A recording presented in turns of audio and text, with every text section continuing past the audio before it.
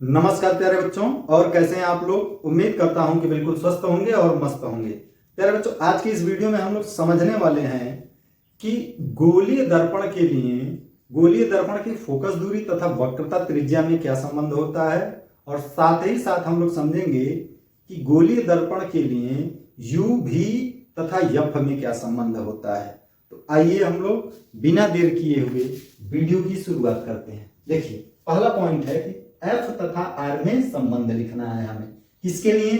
तो गोलीय दर्पण। गोलीय दर्पण मतलब अब वो चाहे अवतल दर्पण हो या फिर उत्तल दर्पण हो, दोनों के लिए हम लोग एफ तथा आर में संबंध लिखेंगे। यानी जो संबंध हम लिखेंगे वह दोनों दर्पण के लिए होगा, इसीलिए ऊपर लिखा हुआ है गोलीय दर्पण के लिए।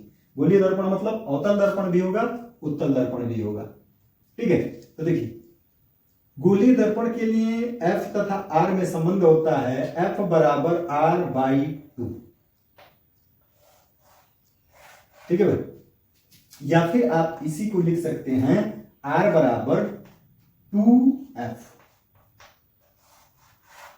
ठीक है, और इस चीज को अगर आप भाषा में बोलना चाहें या लिखना चाहें या किसी को बताना चाहें तो बताएंगे कि गोलीय दर्पण की फोकस दूरी दर्पण की वक्रता त्रिज्या की आधी होती है।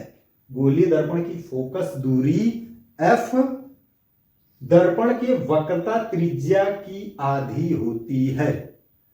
देखिए R/2 का मतलब, R मतलब वक्रता त्रिज्या और बट्टे 2 का मतलब हो गया वक्रता त्रिज्या का आधा, बराबर है किसके? फोकस दूरी के। इसी बात को हम लोग भाषा में बोल रहे हैं कि गोलीय दर्पण की फोकस दूरी वक्रता त्रिज्या की आधी होती है। ठीक है, इसी को अगर आप इस फार्मूले के आधार पर बोलना चाहेंगे तो बोलेंगे कि गोलीय दर्पण की वक्रता त्रिज्या फोकस दूरी की दोगुनी होती है। बात समझ में आया?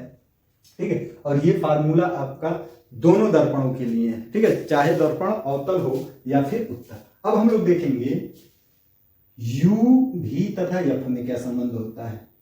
तो गोलीय दर्पण के लिए यू भी एफ में संबंध होता है 1/f बराबर 1/u प्लस 1/v।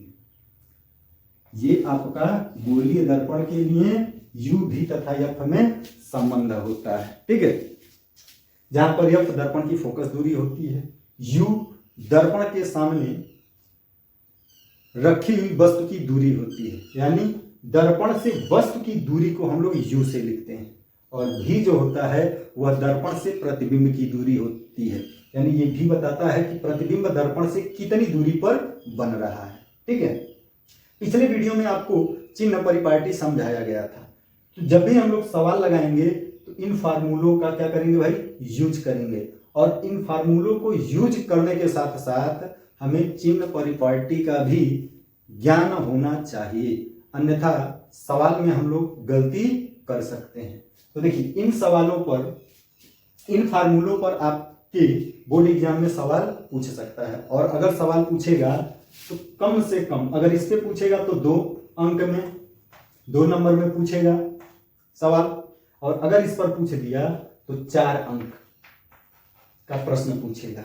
ठीक है, और ये संबंध भी आपको 2 नंबर में डायरेक्ट पूछ सकता है कि गोलीय दर्पण के लिए यू भी तथा यफ में क्या संबंध होता है, इनके सामान्य अर्थ भी लिखिए। मतलब ये है क्या, यफ क्या है, भी क्या है, यू क्या है, इनके बारे में भी लिखना है। तो आपको जब सीधे पूछेगा तो आप ये फार्मूला लिखेंगे और जहां तक बता देंगे, जहां यफ बराबर दर्पण की फोकस दूरी, यू बराबर दर्पण से वस्तु की दूरी, और भी बराबर दर्पण से प्रतिबिंब की दूरी। ठीक है, ये भी आपसे पूछ सकता है 2 नंबर में सीधे कि गोलीय दर्पण के लिए फोकस दूरी तथा वक्रता त्रिज्या में संबंध लिखिए।